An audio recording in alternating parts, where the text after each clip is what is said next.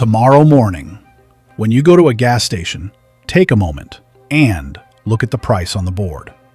Then drive to the next gas station, and then to the next, and so on. Now, what do you see?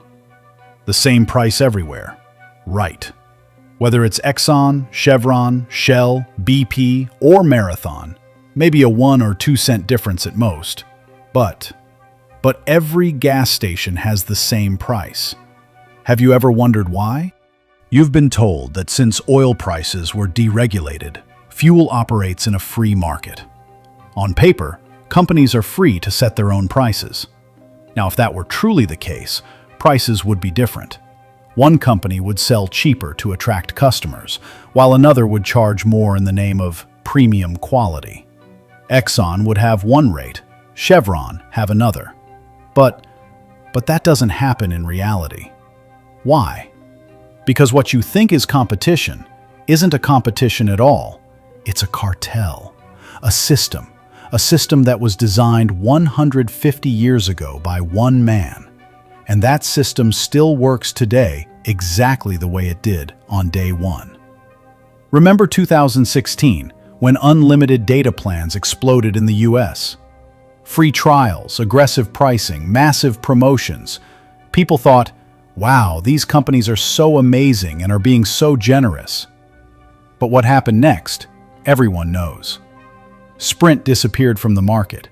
T-Mobile survived only by merging. Smaller regional carriers vanished as they were never existed. Within a few years, the entire telecom industry shrank into 3 giants: Verizon, AT&T, and T-Mobile.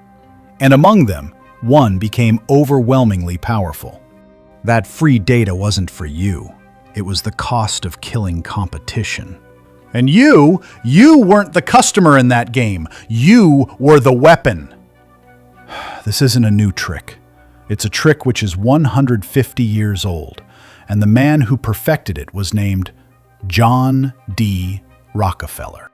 Rockefeller was the richest man who ever lived. Not just rich, but historically rich. Adjusted for today, his wealth would exceed $400 billion. At his peak, it's estimated that he controlled about 2% of the entire US economy. But money is not Rockefeller's real legacy.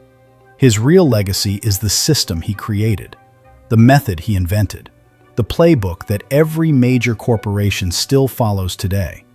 The big giants like Amazon uses it, Google uses it, big banks use it, pharmaceutical companies use it, and almost all oil companies use it. And you live inside this system every day without realizing it. And today I'll show you that system.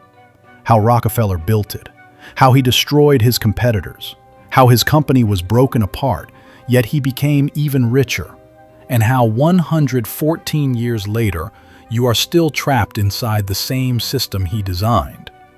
Because understanding the system is not an academic exercise, it's a survival. So let's begin.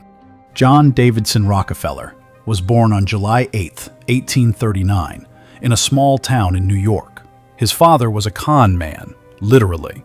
He sold fake cancer cures, traveling from town to town, scamming people. His mother was the opposite, a deeply religious Baptist Christian, strict, moral, and disciplined. From his father, Rockefeller inherited cunning, ruthlessness, and the ability to manipulate people. From his mother, he inherited moral certainty, the belief that whatever he did was God's will.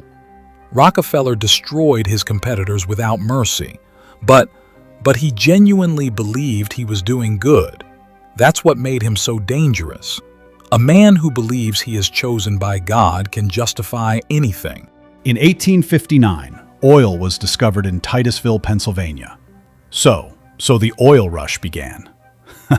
Thousands of people rushed to drill wells. Some got rich overnight, others were ruined. Chaos, boom, and busted. Rockefeller was 20 years old, working as a bookkeeper in Cleveland. He watched the madness, but he saw something different. Everyone else saw money in drilling for oil. Rockefeller saw the risk of drilling for oil. Drilling was a complete gambling, Luck today, bankruptcy tomorrow. But refining, turning crude oil into kerosene for lamps, that was the real business. Why? Because no matter who drilled the oil, whether they succeeded or failed, they had to refine it. Refiners always got paid.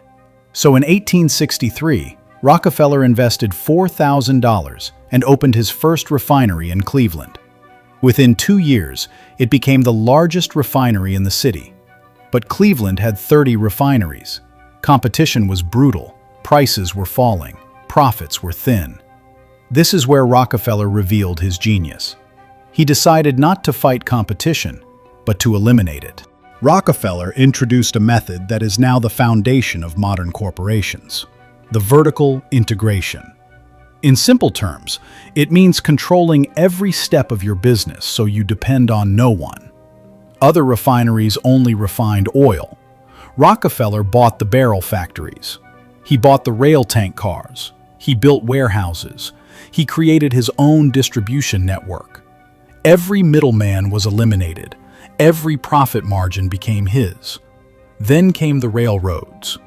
Rockefeller made secret deals with rail companies.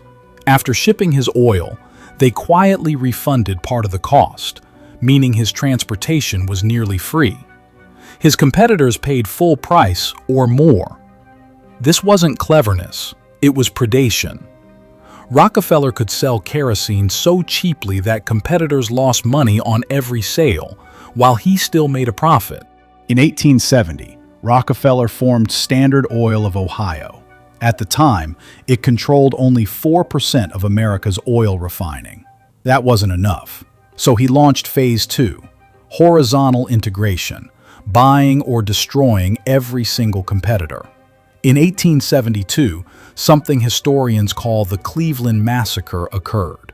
Over 3 months, Rockefeller met every refinery owner in Cleveland and asked them gently, "Sell it to me, and you'll get a fair price, maybe even a management position."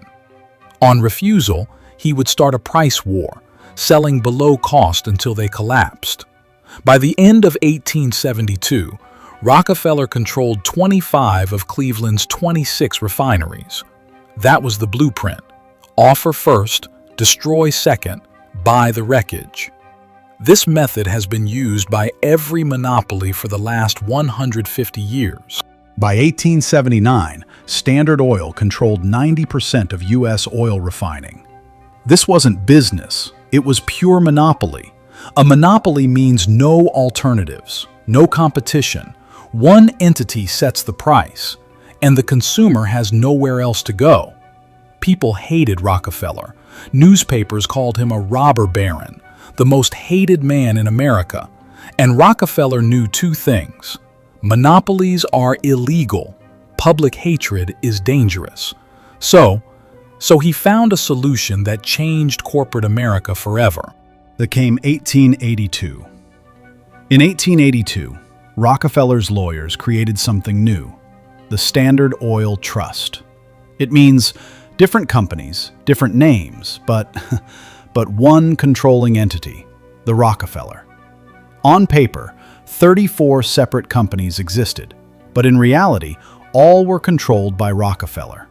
This was America's first corporate trust, and it became the blueprint for modern holding companies. Now, let's compare what we discussed to the modern era. Today, Alphabet owns Google and YouTube. Meta owns Facebook, Instagram, and WhatsApp. JP Morgan Chase owns banks, investment firms, and asset managers. The structure hasn't changed since 1882. In 1911, the U.S. Supreme Court declared Standard Oil an illegal monopoly and broke it into 34 companies.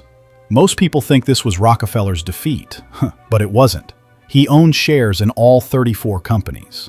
Standard Oil of New Jersey became Exxon. Standard Oil of New York became Mobil. Standard Oil of California became Chevron. Standard Oil of Indiana became Amoco. After the breakup, Rockefeller was richer than before. Why? Because breaking a monopoly into pieces doesn't eliminate power, it multiplies it. And over the next 100 years, those companies quietly merged back together. The monopoly never died, yes, only its name changed. Rockefeller's most brilliant move was philanthropy. In 1913, he created the Rockefeller Foundation, donating the equivalent of hundreds of billions of dollars. On the surface, it looked like generosity, but in reality it meant massive tax avoidance, control over education, control over medical research, control over policy direction. The same system exists today. Bill Gates, Mark Zuckerberg, Warren Buffett. Foundations don't just give money, they shape the future. Amazon controls retail, logistics, cloud computing. Google controls information and data. Banks control money flow. Pharma controls medicine. Oil controls movement. You think you have choices, but you don't, my son. Every path leads back into the system. You cannot escape it, but you can understand it. And understanding it is power. Rockefeller didn't mean greed, he meant efficiency.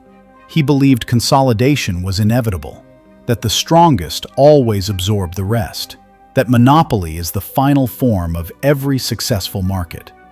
And 150 years later, we are living inside the world he designed.